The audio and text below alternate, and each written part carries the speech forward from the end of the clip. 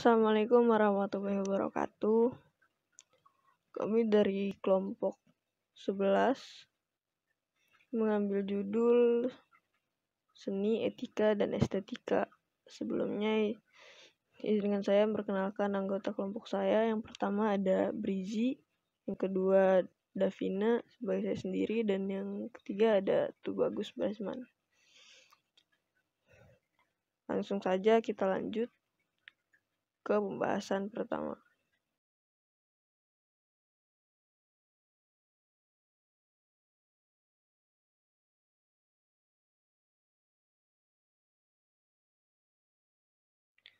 Yang pertama ada pengertian seni.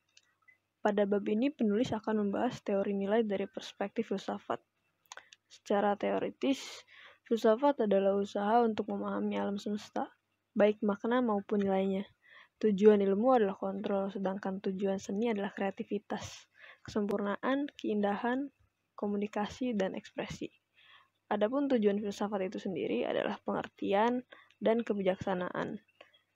Hal ini dikarenakan ilmu memberikan pengetahuan dan hikmah kepada kita. Sedangkan filsafat memberikan kepuasan terhadap keinginan manusia akan pengetahuan yang tersusun dengan tertib, yaitu kebenaran. Sultan Takdir Ali Syahbana mengatakan bahwa filsafat dapat memberikan ketenangan, pikiran, dan kemantapan keteguhan hati, sekalipun menghadapi maut dalam tujuan yang tunggal, yakni kebenaran. Seorang ilmuwan bernama Ahmad Tashfir mengatakan bahwa filsafat terdiri dari 3 hal sebagai kumpulan teori filsafat, metode pemecahan masalah, dan sebagai pandangan hidup atau philosophy of the life. Seperti halnya agama, keduanya sama-sama mempengaruhi sikap dan perilaku penganutnya. Tetapi keduanya tidak dalam kedudukan yang sama sebagai pandangan hidup, karena agama berasal dari Tuhan sebagai kebenaran hakiki yang absolut. Sedangkan filsafat sebagai buah pikiran manusia yang bersifat relatif dan gampang atau labil, mengalami perubahan. Allah Subhanahu wa Ta'ala sangat mencintai keindahan, sehingga membekali hamba-hambanya dengan berbagai kemampuan estetika, di samping kemampuan intelektual, dan dari kemampuan estetika inilah lahir beragam seni, seperti seni rupa, antara lain seni lukis, seni suara, seni tari, dan seni-seni yang lain. Pada mulanya seni adalah proses dari manusia, dan oleh karena itu merupakan sinonim dari ilmu. Seni bisa dilihat dalam intisari ekspresi dari kreativitas manusia. Menurut Ki Hajar Dewantara, seni adalah perbuatan manusia yang timbul dan bersifat indah, menyenangkan, dan dapat menggerakkan jiwa manusia.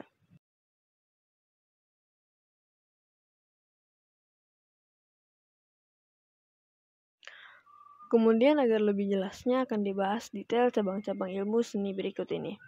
Yang pertama ada seni rupa. Seni rupa ini adalah cabang seni yang membentuk karya seni dengan media yang bisa ditangkap mata dan dirasakan dengan rabaan. Kesan ini diciptakan dengan mengolah konsep garis, bidang, bentuk, volume, warna, tekstur, dan pencahayaan dengan acuan estetika. Seni rupa menurut fungsinya terbagi menjadi 2. Yang pertama, seni rupa murni adalah seni rupa yang lebih mengutamakan nilai seni daripada nilai pakai. Contohnya lukisan, seni patung, seni grafis, dan lain-lain. Kedua ada seni rupa terapan atau pakai. Adalah seni rupa yang lebih mengutamakan nilai pakai daripada nilai seni. Contohnya nyaman, hiasan dinding dengan kantong, gelas cantik, dan lain-lain. Kemudian ada seni tari atau gerak, adalah keindahan ekspresi jiwa manusia yang diungkapkan berbentuk gerak tubuh yang diperhalus melalui estetika. Kemudian ada seni suara, vokal, atau musik. Adalah kesenian yang berupa bunyi atau kesan terhadap sesuatu yang ditangkap oleh indera pendengar dan sebagai karya seni dengan segenap unsur pokok dan pendukungnya. Selanjutnya ada seni sastra. Seni sastra ini adalah hasil budaya yang dapat diartikan sebagai bentuk upaya manusia untuk mengungkapkan gagasan melalui bahasa yang dilahir dari perasaan dan pemikiran. Selanjutnya ada seni teater atau drama. Seni teater atau drama ini adalah seni yang kompleks, artinya dapat bekerja sama dengan cabang seni lainnya. Di Indonesia memiliki 2 seni teater. Di antaranya ada teater tradisional. dan teater modern. Teater tradisional adalah bentuk pertunjukan yang pesertanya dari daerah setempat karena terkondisi dengan adat istiadat, sosial masyarakat, dan struktur geografis masing-masing daerah. Contohnya ketoprak, ludruk, wayang orang, lenong, topeng belantik, dan lain-lain. Dan teater modern adalah sebuah pertunjukan dengan cerita yang bahan dan materi ceritanya dari kejadian sehari-hari, atau karya sastra dengan style yang menyesuaikan tren, contohnya drama, teater, sinetron, film, dan lain-lain. Pada umumnya orang beranggapan bahwa yang indah adalah seni, atau bahwa seni selalu indah, dan bahwa yang tidak indah bukanlah seni. Pandangan semacam ini akan menyulitkan masyarakat dalam mengapresiasi seni, sebab seni tidak selalu harus indah. Demikian pendapat Herbert Reed dalam bukunya The Meaning of Art. Definisi keindahan ini tidak mesti sama dengan definisi seni, ataupun berarti seni tidak selalu dibatasi oleh keindahan. Seni bermakna sebagai komunikasi. Seni seperti orang sedang berpidato, dan seniman juga mengharapkan tidak hanya harus berhasil mengekspresikan perasaannya, tetapi juga memindahkan perasaannya. Pada dasarnya, seni ini bukanlah sekedar ekspresi dari setiap ideal yang spesifik dalam bentuk plastis. Seni adalah ekspresi dari semua ideal yang dapat diungkapkan oleh seniman ke dalam tata bentuk plastis yang berkualitas estetis. Baik yang serba menyenangkan maupun menakutkan, mengharukan, bahkan memuakkan. Nampak bahwa seni ini selalu mesti indah. Tidak selalu mesti indah. Dan menyenangkan, keindahan harus diartikan sebagai kualitas abstrak yang merupakan landasan elementer bagi kegiatan artistik. Eksponen penting dalam kegiatan ini adalah manusia, sedangkan kegiatannya diarahkan untuk menghayati serta menjiwai tata kehidupan, di antaranya termasuk kehidupan estetis. Seni ini telah memberi pengaruh yang cukup besar dalam kehidupan manusia. Seiring berjalannya waktu, seni telah mengalami banyak perubahan, dan saat ini mulai berkembangnya dengan baik. Arti seni itu sendiri merupakan sebuah hasil lahir, sebuah karya yang diciptakan oleh manusia. Manusia ini tidak hanya dapat menggagas, melainkan juga dapat mengekspresikan gagasannya. Manusia tentunya tidak mengalami kesulitan mengekspresikan gagasannya, dan tidak bisa tidak mengekspresikan gagasannya. Apabila tidak ada pengekspresian, maka tidak mungkin terjadi hubungan antara manusia. Bidang-bidang kehidupan manusia seperti ekonomi, sosial, politik, percintaan, dan lain-lain, semuanya memerlukan ekspresi. Manusia dapat hidup hanya dengan mengekspresikan diri. Dalam mengekspresikan diri, terdapat ekspresi khusus yang disebut kesenian.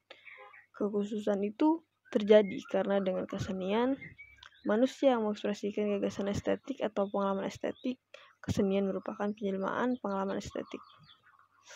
Betapa harmonisnya kehidupan manusia. Bersama dengan pemenuhan kebutuhan primernya, mereka menyempatkan dan mengupayakan memenuhi hasratnya dalam mengekspresikan pengalaman estetik serta wujud pengalaman estetik. Pengalaman estetik adalah sesuatu yang niscaya timbul dalam hidup manusia. Dalam kehidupan manusia sehari-hari, disadari atau tidak disadari, perhatian manusia banyak ditumpukan pada pengalaman estetik dalam keseharian.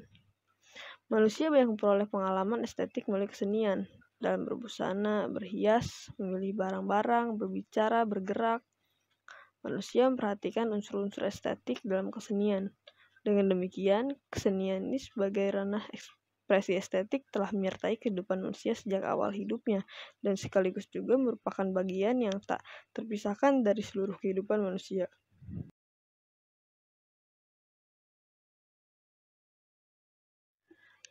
Selanjutnya ada nilai-nilai etika dan estetika. Pada dasarnya, struktur filsafat ini berkisar pada 3 cabang filsafat, yaitu teori pengetahuan, teori hakikat, dan teori nilai. Kemudian ketiga cabang ini berkembang dalam cakupan yang lebih luas lagi. Sidi Ghazalbi sebagaimana dikutip ke Habib Toha mengartikan nilai sebagai berikut. Nilai adalah sesuatu yang bersifat abstrak. Nilai bukan benda konkret, bukan fakta, tidak hanya persoalan benar dan salah yang menuntut pembuktian empirik, melainkan soal penghayatan yang dikehendaki, ataupun yang tidak dikehendaki, disenangi, ataupun yang tidak disenangi. Aksiologi teori tentang nilai sebagai cabang filsafat membedakan nilai dalam 2 jenis, yaitu etika dan estetika. Etika ini membahas tentang baik buruknya tingkah laku manusia, sedangkan estetika membahas mengenai keindahan. Ringkasnya, dalam pembahasan teori nilai, ini bukanlah membahas tentang nilai kebenaran, walaupun kebenaran itu adalah nilai juga.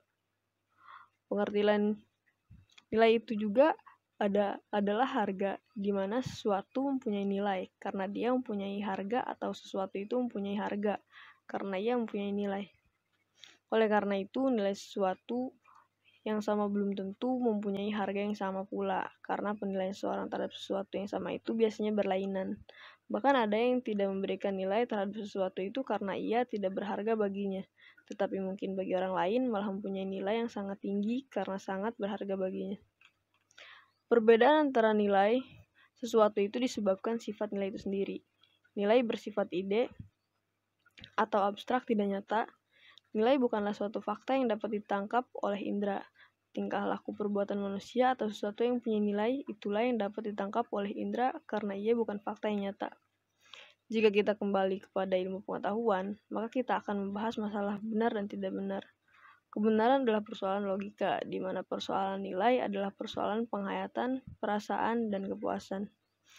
Ringkasan persoalan nilai bukanlah membahas kebenaran dan kesalahan, tetapi masalahnya ialah soal baik dan buruk. Senang atau tidak senang, masalah kebenaran memang tidak terlepas dari nilai, tetapi nilai menurut nilai logika. Tugas teori nilai adalah menyelesaikan masalah etika dan estetika. Dalam pembahasan tentang nilai ini, banyak teori yang dikemukakan oleh beberapa golongan yang mempunyai pandangan berbeda terhadap nilai itu, seperti nilai yang dikemukakan oleh agama, positivisme, pragmatisme, vitalisme, hinduisme, dan sebagainya. Pengetahuan etika. Etika adalah ajaran tentang baik dan buruk yang diterima umum tentang sikap, perbuatan, kewajiban, dan sebagainya. Etika biasa disamakan artinya dengan moral, akhlak, atau kesusilaan. Perkataan etika itu identik dengan perkataan moral karena moral menyangkut akhlak manusia. Misalnya, perbuatan seseorang dikatakan melanggar nilai-nilai moral, dapat diartikan pula bahwa perbuatan tersebut melanggar nilai-nilai dan norma-norma etis yang berlaku di masyarakat. Etika adalah refleksi dari apa yang disebut dengan self-control, karena segala sesuatunya dibuat dan diterapkan dari dan untuk kepentingan kelompok sosial itu sendiri. Dilihat dari sisi ilmu pengetahuan, etika sama artinya dengan filsafat moral. Etika adalah ilmu yang membahas tentang moralitas atau menyelidiki perilaku moral. Di samping itu, etika juga memperhatikan dan mempertimbangkan perilaku manusia dalam mengambil keputusan moral, dan juga mengarahkan atau menghubungkan penggunaan akal budi individual dengan objektivitas hukum, menentukan kebenaran atau kesalahan dari perilaku terhadap orang lain. Berdasarkan nilai dan norma yang terkandung di dalamnya, etika dikelompokkan menjadi dua, yaitu yang pertama adalah etika deskriptif, yaitu etika yang berusaha meneropong secara kritis dan rasional sikap dan perilaku manusia dan apa yang dikejar oleh manusia dalam hidup ini sebagai sesuatu yang bernilai. Etika deskriptif memberikan fakta sebagai dasar untuk mengambil keputusan tentang perilaku atau sikap yang mau diambil. Etika deskriptif dapat juga dikatakan sebagai gambaran secara utuh tentang tingkah laku moral manusia secara universal yang dapat kita temui sehari-hari dalam kehidupan masyarakat, yang cakupan analisanya berisikan sejumlah indikator-indikator fakta aktual yang terjadi secara apa adanya terhadap nilai dan perilaku manusia dan merupakan suatu keadaan dan realita budaya yang berkembang di masyarakat. Hal-hal yang berkaitan dengan adat istiadat, kebiasaan, anggapan-anggapan baik dan buruk tentang sesuatu hal, tindakan-tindakan yang tidak boleh dilakukan dan boleh dilakukan oleh individu tertentu.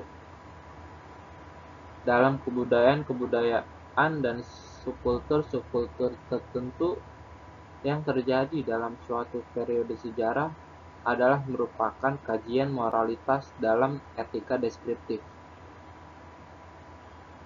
Dalam etika deskriptif tidak memberikan interpretasi secara tajam dan lugas, namun tidak melukiskan suatu fakta yang sedang terjadi dan berkembang dalam suatu masyarakat tertentu. Etika deskriptif hanya membahas dan memberikan analisa penilaiannya atas kejadian tertentu.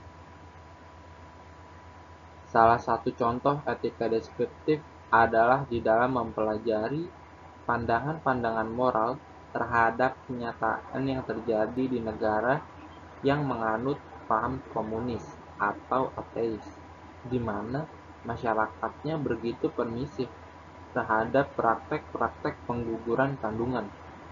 Namun di sisi lain, tontonan yang bersifat pornografi, mereka memberlakukan aturan-aturan secara ketat. Dalam contoh kasus tersebut, kita menjadi paham dan mengerti tentang realita perilaku moral yang terjadi di negara tersebut. Dalam situasi demikian, harus kita akui bahwa bagaimanapun manusia itu pada umumnya tahu akan adanya baik dan buruk terhadap suatu hal yang tidak boleh dan boleh dilakukan. Pengetahuan tentang baik dan buruk dalam perilaku manusia disebut kesadaran etis atau kesadaran moral. Dengan demikian, dapat disimpulkan bahwa kesadaran moral yang sudah timbul dan berkembang adalah ungkapan kata hati, tindakan manusia dalam situasi yang konkret tertentu berhubungan dengan kata hati yang menilai tindakan itu atas baik dan buruknya. Kata hati merupakan kesadaran moral tindakan etis yang tertentu dalam segala situasi. Selain itu, contoh etika deskriptif seperti masyarakat yang mengajarkan tata krama kepada orang yang lebih tua. Jadi dapat disimpulkan bahwa etika deskriptif adalah etika yang berbicara mengenai fakta padanya, yakni mengenai nilai dan pola perilaku manusia sebagai suatu kenyataan yang terkait dengan situasi dan realitas konkret yang membudaya. Ia berbicara mengenai kenyataan penghayatan nilai tanpa menilai dalam suatu masyarakat tentang sikap orang dalam menghadapi hidup ini, dan tentang kondisi-kondisi yang memungkinkan manusia bertindak secara etis. Etika tersebut pada dasarnya menggambarkan perbuatan dari berbagai tradisi, kebiasaan, dan kebudayaan. Pendekatan etika deskriptif lebih mencari tahu bagaimana berbagai tradisi yang mempersoalkan suatu permasalahan yang sama, karena ia tidak pernah menyalahkan suatu kebudayaan yang ada. Selanjutnya yaitu adalah etika normatif, yaitu etika yang mengajarkan berbagai sikap dan pola perilaku ideal yang seharusnya dimiliki oleh manusia dalam kehidupan sehari-hari. Etika normatif juga memberikan penilaian sekaligus memberi norma sebagai dasar dan kerangka tindakan yang akan dilakukan. Etika normatif adalah bagian terpenting dari etika dan bidang di mana berlangsung diskusi paling menarik tentang masalah moral. Etika normatif dalam hal ini tidak bertindak sebagai penonton netral seperti halnya dalam etika deskriptif, melainkan melibatkan diri dengan mengemukakan penilaian tentang perilaku manusia. Etika normatif disebut bersifat preskriptif, yaitu menentukan benar tidaknya tingkah laku atau anggapan moral. Sehubungan dengan itu, etika normatif mengemukakan berbagai argumentasi mengapa berlaku harus disebut baik atau buruk, dan mengapa suatu anggapan moral dapat dianggap benar atau salah. Berbagai argumentasi tersebut bertumpu pada norma-norma atau prinsip-prinsip etis yang dianggap tidak dapat ditawar-tawar. Oleh karena itu, etika normatif bertujuan merumuskan prinsip-prinsip etis yang dapat dipertanggungjawabkan dengan cara rasional dan dapat digunakan dalam praktik. Etika normatif tersebut tidak lagi menjelaskan tentang gejala-gejala, melainkan tentang apa yang sebenarnya harus merupakan tindakan kita. Dalam etika normatif, norma-norma dinilai dan sikap manusia ditentukan. Etika normatif memberi penilaian dan himbauan kepada manusia untuk bertindak sebagaimana seharusnya berdasarkan norma-norma, dan menghimbau manusia untuk bertindak yang baik dan menghindari tindakan yang jelek. Etika normatif yang berkaitan dengan masalah moral merupakan topik bahasan yang paling menarik. Penilaian baik dan buruk mengenai tindakan seseorang atau kelompok masyarakat tertentu dalam etika normatif selalu dikaitkan dengan norma-norma yang dapat menuntun manusia untuk bertindak secara baik dan menghindarkan hal-hal yang buruk sesuai dengan kaidah dan norma yang disepakati dan yang berlaku di masyarakat. Suatu tindakan atau perbuatan manusia selalu mempunyai tujuan tertentu yang ingin dicapainya. Artinya ada arah dan sasaran dari tindakan atas hidup yang dijalankan. Contoh dari etika normatif adalah etika yang bersifat individual seperti kejujuran, disiplin diri, mengerjakan tugas. Selain itu, contoh etika normatif adalah seperti etika dalam berbisnis. Secara umum, etika terbagi menjadi dua bagian besar, yaitu etika umum dan etika khusus. Etika umum membahas prinsip-prinsip moral dasar, sedangkan etika khusus menerapkan prinsip-prinsip dasar pada masing-masing bidang kehidupan manusia. Etika khusus ini dibagi menjadi etika individual yang memuat kewajiban manusia terhadap diri sendiri dan etika sosial yang membicarakan tentang kewajiban manusia sebagai anggota umat manusia. Untuk itu, dapat digambarkan skema tentang etika sebagai berikut. Berikut adalah rincian pembagian etika secara umum. Yang pertama adalah etika umum, mengajarkan tentang kondisi-kondisi dan dasar-dasar bagaimana seharusnya manusia bertindak secara etis.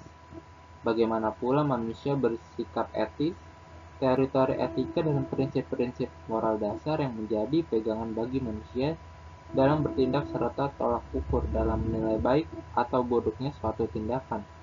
Etika umum dapat pula dianalogikan dengan ilmu pengetahuan yang membahas mengenai pengertian umum dan teori-teori etika.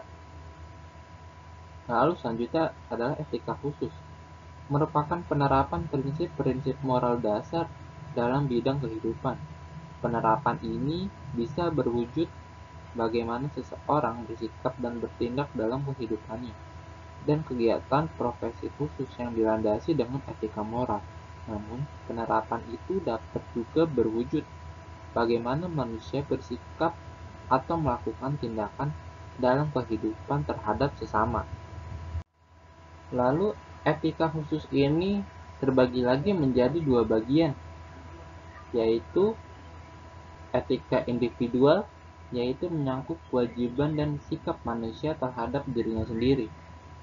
Lalu yang kedua adalah etika sosial, yaitu mengenai sikap dan kewajiban serta pola perilaku manusia sebagai anggota bermasyarakat. Kemampuan estetika. Estetika dapat dikatakan sebagai teori tentang keindahan atau seni. Estetika berkaitan dengan nilai indah atau jelek. Nilai estetika berarti nilai tentang keindahan. Keindahan dapat diberi makna secara luas, secara sempit, dan estetik murni. Menurut KBBI, estetika adalah cabang filsafat yang menelaah dan membahas tentang seni dan keindahan serta tanggapan manusia terhadapnya. Estetika dan etika hampir tidak berbeda ketika membahas baik buruknya tingkah laku manusia, sedangkan estetika membahas tentang indah atau tidaknya sesuatu. Tujuan estetika adalah untuk menemukan ukuran yang berlaku umum tentang apa yang indah dan tidak indah. Seni sebagai estetika.